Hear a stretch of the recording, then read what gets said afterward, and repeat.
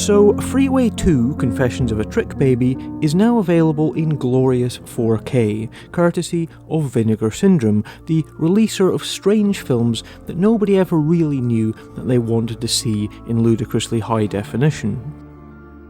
Chances are, if you're in any way familiar with Confessions of a Trickbaby, it will be because you know it from having one of those kind of crappy early 2000s DVDs of it. I mean, I remember it was one of those films that you used to see around a lot in like second-hand shops, which is actually kind of interesting now that you mention it, because it kind of suggests that it was more popular than I think a lot of people were giving it credit for being. I mean, it certainly shifted a lot of units. But anyway, I mean, wow, it really is an odd little film.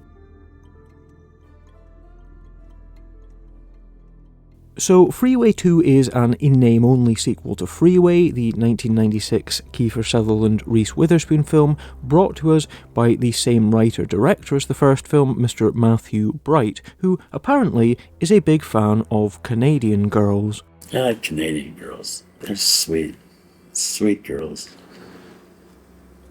I like Canadians. I do.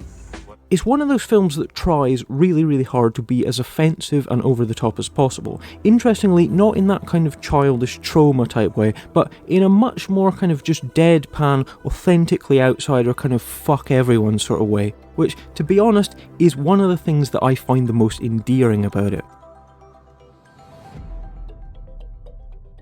So we follow these two young women, White Girl, played by Natasha Lyonne, and Cyclona, played by Maria Celedonio. They're both in prison, getting ready to be sent down for crimes that they've committed, and so what they decide to do is to team up and to break out.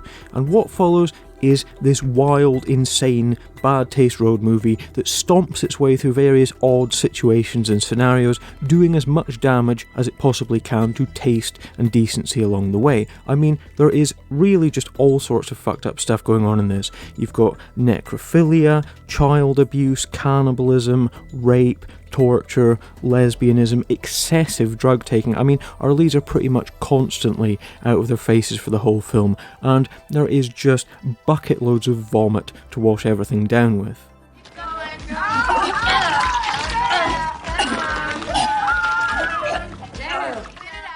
Now, that might seem to be an awful lot to get yourself in for. The phrase, in actual fact, it's one of my very favourite phrases to use about any film, the phrase, "not going to be for everyone," springs to mind. It is kind of knowingly cultish in the way it's just chucking in everything that it possibly can, but it's in a way that somehow feels justified. Like, it's coming from this kind of genuine outsider place, as opposed to somebody just cynically trying to gross out the audience as easily as possible. In fact, John Waters always had this thing about good bad taste. It's possible to do bad taste in a way that works, and I think Freeway 2 is good bad taste. And the thing is that I actually don't think that the sensationalistic stuff in Freeway 2 is in bad taste. Everything feels of a piece. I can believe in this strange, ultra-cool alternative reality that these characters inhabit, where everyone is just constantly in a state of being fucked up. But the strange thing is that this isn't just one of those extreme films where you cheer the fucked up shit. For me, what works so well about Freeway 2 is that you really actually care about the characters.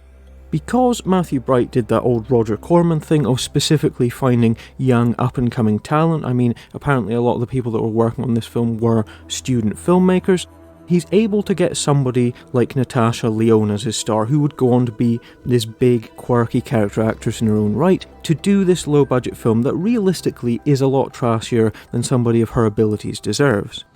Even Maria Celedonio, her co-star, is really, really good, even though she's not somebody who then went on to do a lot of stuff herself. The level of the performances, the chemistry and the byplay between these two crazy heightened characters is just so much fun to watch. It's fun just hanging out with these two, it's fun spending time with them, and therefore it becomes a film with actual heart. It becomes a film with an emotional core that you can believe in, instead of just being this sleazy, deliberately offensive bit of exploitation trash. I think what's actually more surprising, and I suppose this makes sense if you're the sort of person that doesn't much care for films that are trying too hard to be offensive, is that when you set out to be as fucked up as possible, and there is, in fact, by Matthew Bright's own admission, not a huge deal of plot, but instead just this kind of meander through various locations and set pieces, what you end up feeling is that actually it gets a little bit dull. It sort of loses some of its spark as it goes on, as the kind of lack of cohesion comes out, and you're just kind of left with odd bits and pieces as opposed to disparate story elements all coming together to tell a singular story. And I think that there's a very good reason for that, because if you dive into the extensive special features that you get on this disc, what you'll learn is, and it probably shouldn't come as too much of a surprise to be brutally honest, that almost the entire film was made under the influence. There was a huge amount of drug taking involved on the set of Freeway 2, and most of it was from Mr. Matthew Bright himself. The director was a drug addict. So, simply put, the decision-making throughout was like this roller coaster ride.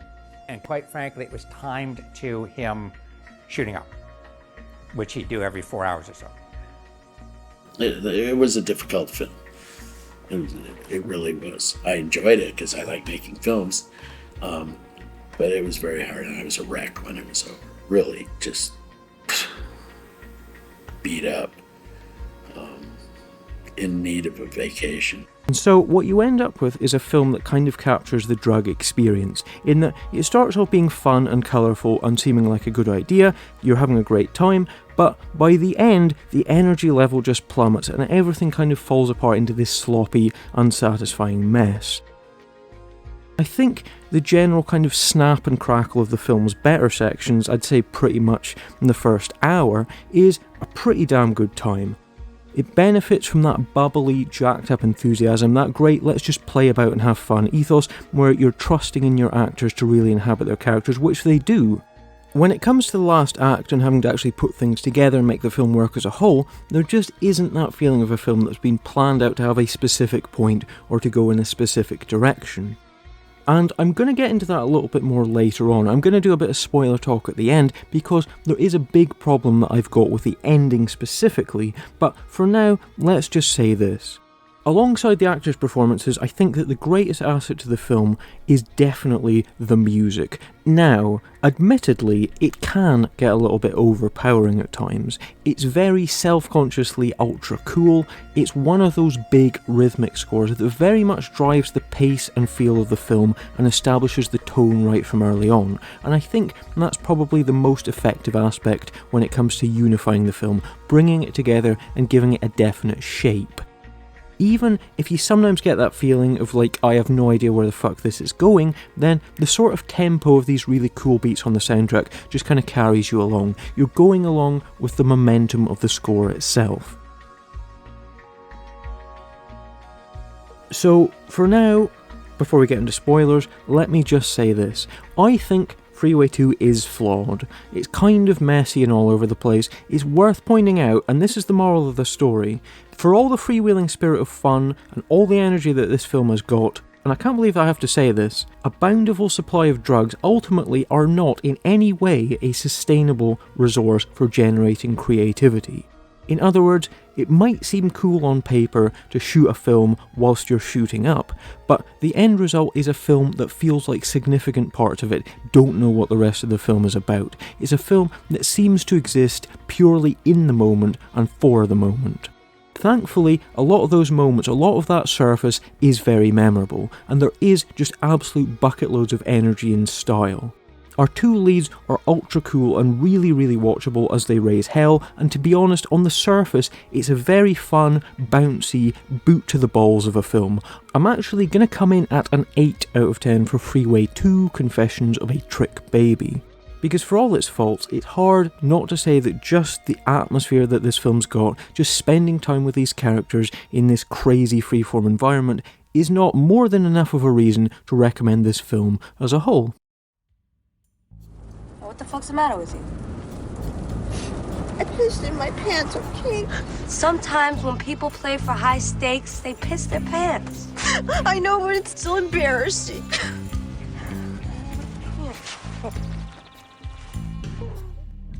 So let's dive right away into my biggest spoilery issue with Freeway 2 as a whole, because I think that this is worth pointing out. Okay, right. So Freeway 2 is a road movie, okay? Now, the way road movies work is you have usually two characters going on a physical journey whilst at the same time going on some kind of emotional journey. Friends working out differences, people falling in love or finding themselves or coming to some realizations about who they are. The thing is that the way that this specific type of road movie works, where our lead characters are just obvious bad uns out to raise hell, is that we side with them because we know that eventually they're going to fall foul of the system that they're rebelling against. Whether it be Badlands or Vanishing Point or the Devil's Rejects. We like the anti-hero characters because we can understand their urge to be free, to be themselves and to rebel. You get a chance to enjoy vicariously the thrill of saying fuck you to the system. And that is what works so well about that first hour of Freeway 2.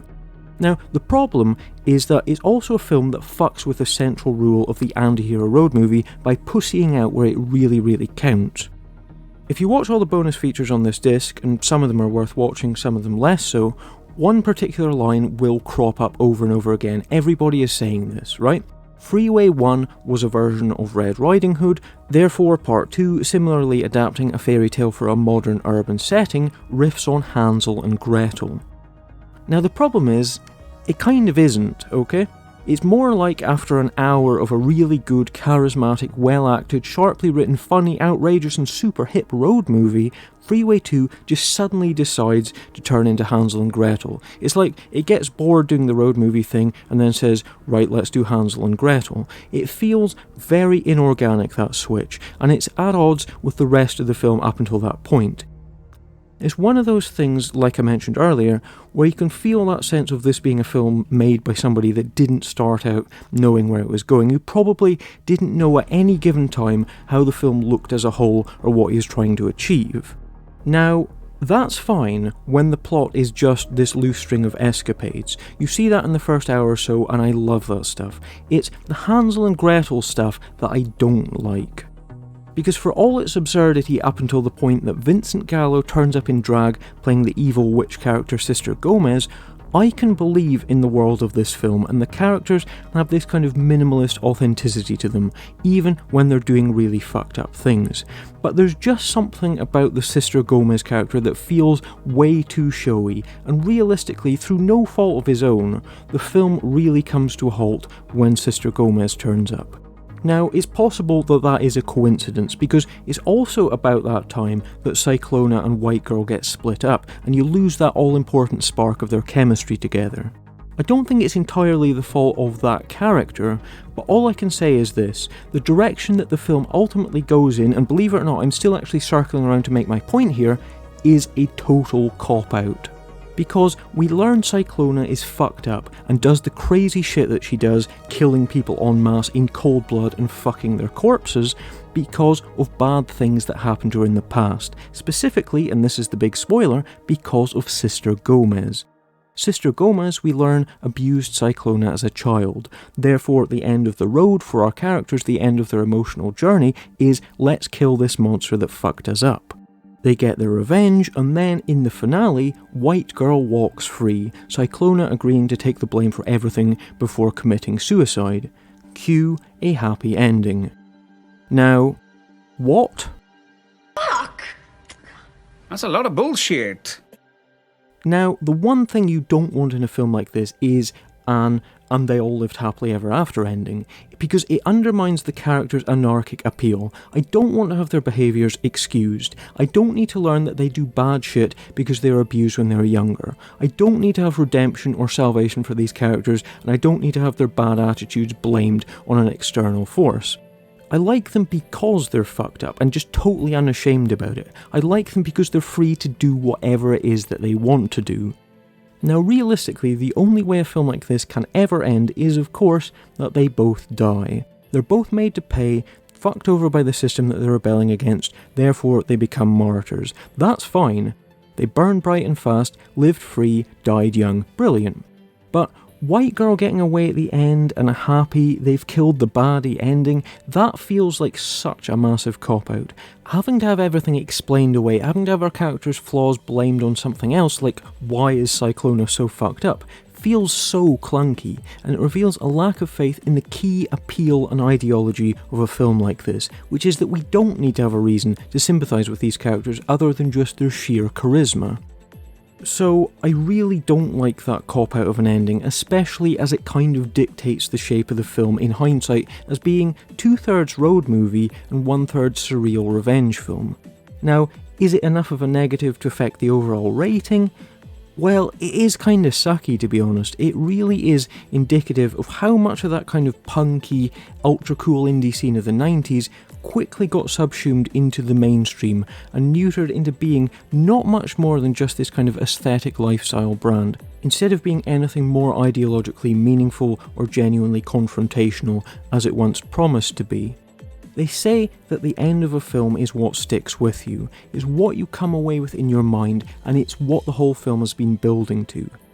Now, knowing that Freeway 2 ends on, at best, an ironically happy ending that says that yeah, these characters were justified in doing what they did because of a big, bad, predatory, literal witch, yeah, that's a little disappointing if I'm honest.